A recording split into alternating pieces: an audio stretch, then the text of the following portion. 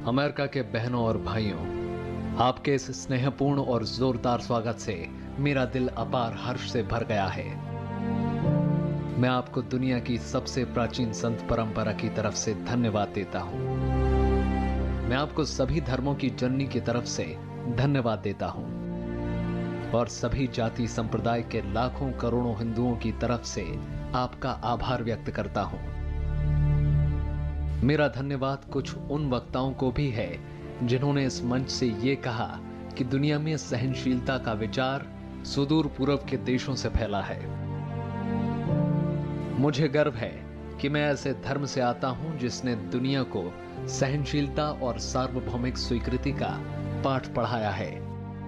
हम सिर्फ सार्वभौमिक सहनशीलता में ही विश्वास नहीं रखते, बल्कि हम विश्व के सभी धर्मों को सत्य के रूप में स्वीकार करते हैं।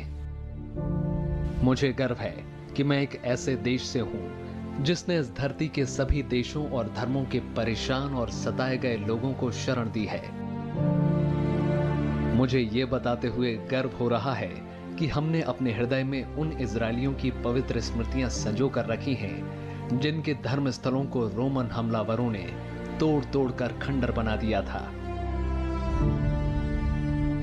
और तब उन्होंने दक्षिण भारत में शरण ली थी। मुझे इस बात का गर्व है कि मैं एक ऐसे धर्म से हूं जिसने महान पारसी धर्म के लोगों को शरण दी और अभी भी उन्हें पाल पोस रहा है। भाइयों, मैं आपको एक श्लोक की कुछ पंक्तियां सुनाना चाहूंगा जिनका मैंने बचपन से स्मरण किया और दोहराया है और जो रोज करोड़ों लोगों द्वारा हर दिन दोहराया जाता है। जिस तरह अलग अलग स्रोतों से निकली विभिन्न नदियां अंत में समुद्र में जाकर मिलती हैं, उसी तरह मनुष्य अपनी इच्छा के अनुरूप अलग अलग मार्ग चुनता है।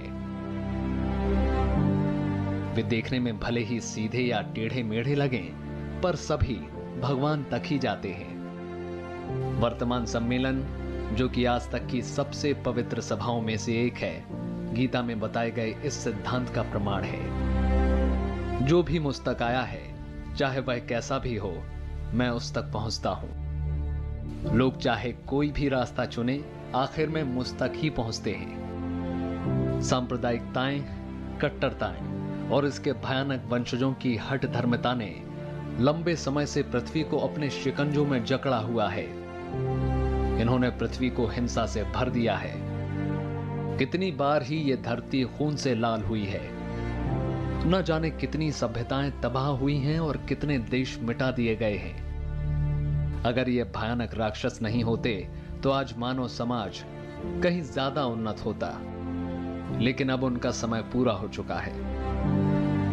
मुझे पूरी उम्मीद है कि आज इस सम्मेलन का शंखनाद सभी हठ धर्मिताओं, हर तरह के क्लेश और सभी मनुष्यों के बीच की दुर्भावनाओं का विनाश करेगा, चाहे वो तलवार से हो या फिर कलम से।